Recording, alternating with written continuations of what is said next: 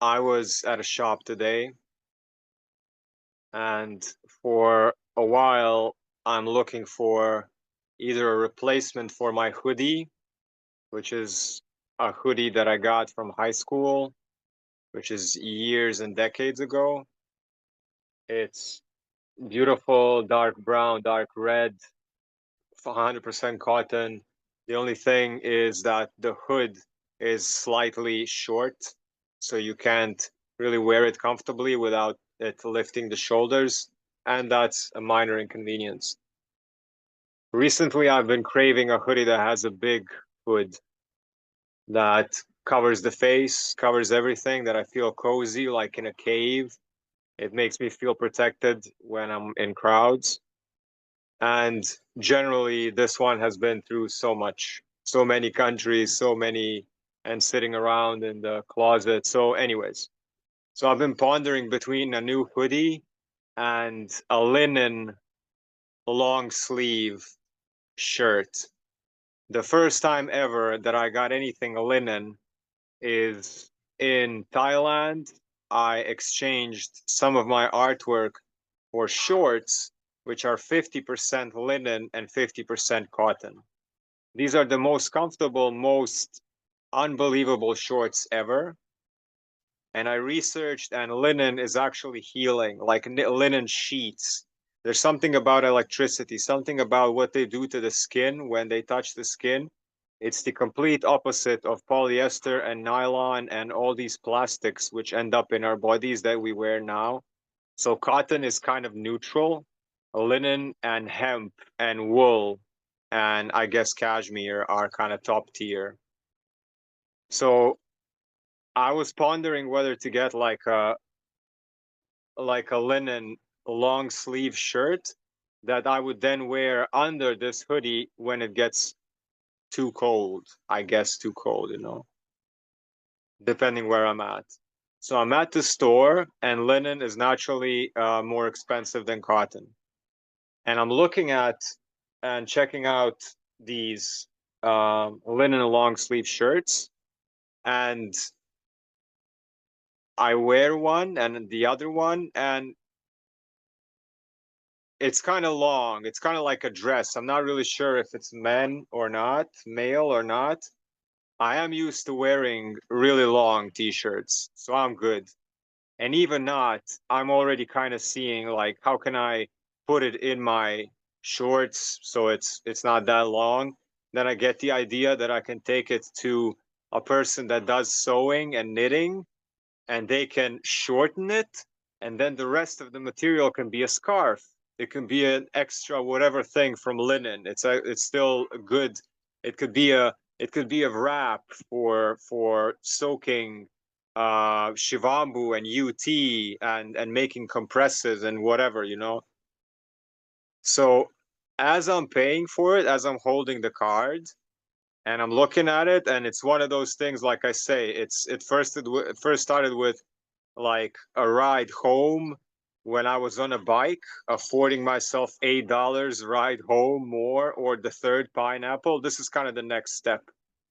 And as I'm placing the card, as I know that this card is a plastic item that links to an online virtual place where there are numbers there, numbers that represent how many of those numbers I can exchange for actual valuable things in life. I'm realizing like the moment a bank has a crisis, those numbers can turn to zero. And and what worth is all the accumulation ever? And when I exchange those numbers for this um, shirt, I get to have the shirt, and it's quality, and it's durable, and it's unbelievably warm for something that's so lightweight. I could not believe my skin, how warm this linen makes you feel, and it's practically weightless.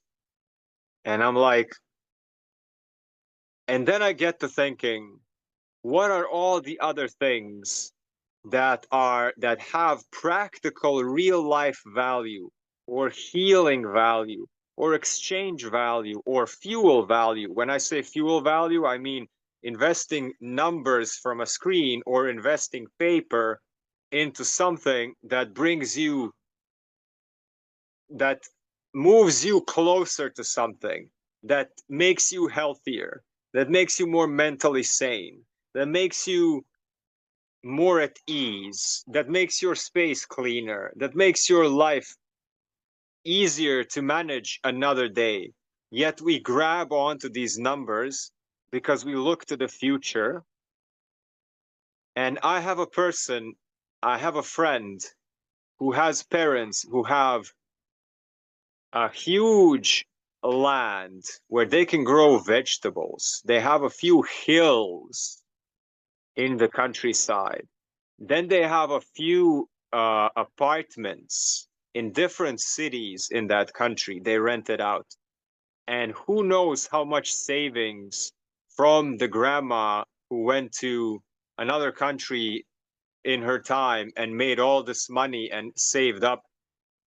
And they are the people with the most lack mindset I've ever witnessed, and it passed on to her. And this is so contrary to what I'm trying to say is money needs to move and it needs to be used for practical things and for healing. And then I come to the topic of light. If all matter is condensed light, if we are basically light beings, if it goes mineral or earth element, then water, then fire, air, and then ether, the ether is the value. It is our thoughts, it is our words, it is our intention, it is our emotions. And this is the place where right now, actually, all your money is, if you have it on the card. It's in the virtual realm of the internet, which is just a human version of the ether, human version of the um, the imaginary state, the construct, which can be, and then we come to the light, which is basically light, ultimately light, and then angels. And when we say aliens, extraterrestrials, understand that the word extraterrestrial means outside of Earth. Extra, outside of, or out of, or more of, terrestrial, earthy. That doesn't mean another physical earthly place on another dense part of the universe. It means outside of Earth, meaning more light than Earth, meaning more expanded than Earth. So that's angels, that's Arcturians, Pleiadians, Atlanteans, all these star seed beings, and we are them. We are the representation of them in physical form. And money is a representation of our value in numbers and physical form. However, it cannot be compared. It's limited. It's limited by that paper and by that number that's on the paper, by the number that's on the screen. However, when you buy an item like this, that if linen heals you, and it's lightweight, and it's really comfortable, and it's not plastic made like polyester or nylon, and it's something that you get to keep for a long time, then it is infinitely more worth than the expensive number you thought that you are giving to it. Expensive compared to what? To a plastic shirt. Everything is relative to something else compared to how much value it gives you. A piece of pineapple here or in any third world country, for me, it's one of the most valuable things in my day. It costs $1. For someone else, they won't even look at it. So I'm spending $1 a day to give me something that has infinite value. I'm a rich man. It's the point of perception. A massage by a Thailand masseuse, it was $8 or $10 1 hour, best massage in the world. How much worth is that to you? So how many things in this world are actually worth so much more, and we perceive that they are expensive because they're expensive compared to something we were told is inexpensive, and we should mostly focus on those things. And when it comes to light, all matter is condensed light. So you're exchanging a light, which is your value that you have transferred through time into these numbers. Your effort, your life essence has transformed into a paper and a number on the screen. And the paper can be burned, and somebody on the other side of the world can actually decide that this piece of paper is now half the value it was yesterday, because stock markets go up and down. And there are people who actually decide those things. So the numbers fluctuate, the linen stays the same. The numbers fluctuate, a healer can heal you the same today and yesterday. And numbers fluctuate, a piece of land can grow you 10 papayas now and in 10 years, unless something happens to the land. So think about the things that you actually should invest your money in, how timeless they are, and how actual value they have, and why money must flow. Because you're always getting more value if you choose wisely. And then ultimately, the light condensed, the light is the ultimate food of everything. The plants, the humans, the animals. Condensed into, you want to go liquids, you want to go fruits, you want to go prana, you want to breathe and do breath work at the beach, inhaling negative ions from the water and the plasma and absorb sunlight. This is the ultimate. Or you want to go for liquids from fruits, or you want to go for fruits, or you want to go for watery vegetables.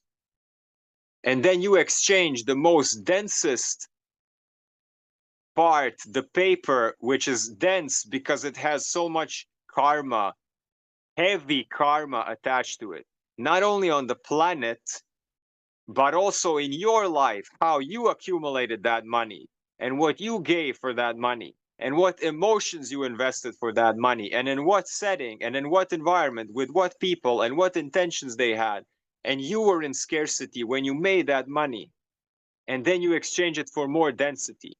However, when you take that and you exchange it for a linen shirt, which was handmade by somebody who knows their trade, by somebody who knows what they're doing, that invested that with love, or when you give money to a service, to a massage therapist, to a healer, to somebody like me, to this community, which provides you everyday value, uncomparable to a number on the screen that can be removed. When you invest in human connection, when you invest in a course somebody made, a workshop somebody made, your life is immediately different tomorrow.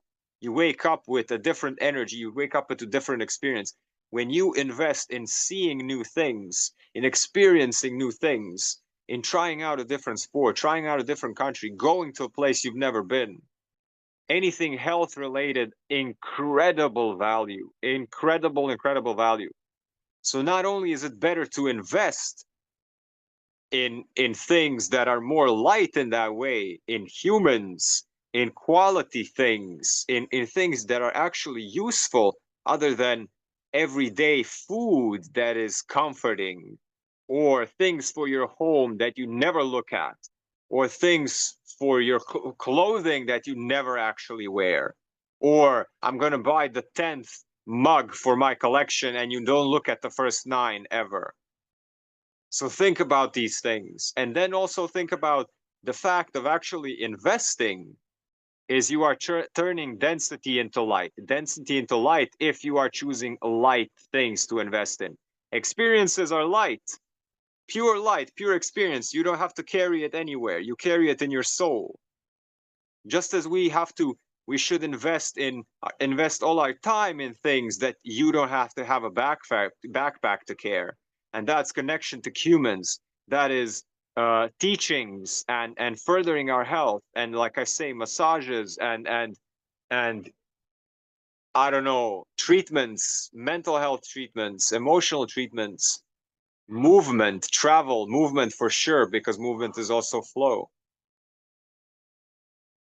Incredible when I realized that this piece of plastic connects to a digital place that has the numbers, and those numbers are worth based on what country I'm in. coming to another country where those numbers are worth infinitely more to people. And then those people value friendship more, and they value human connection more. And then you actually realize you don't have to even spend as much money in those countries. And I've been in like 2 third world countries, Costa Rica and Thailand.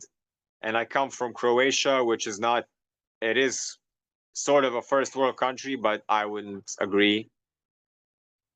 These people all value friendship, and they don't eat much, and they value effort and time outdoors and health, and they're more healthy than everyone else. Except for the pollution, third world country people are generally, I would say, more healthy if they, yeah, because of all the movement. Except if it's incredibly hard work like mining, then yeah, then of course not. Then that's a different story. So what is value? What are these numbers compared to, like, if the monetary system collapsed, people with land would be rich suddenly, people with gold and silver, people with utilities like vehicles that don't run on gas, like boats. So I'm not saying this is going to happen. I'm saying look at which things are kind of, okay, this is slightly expensive. I shouldn't invest in that. Compared to what, first and foremost, and then to who?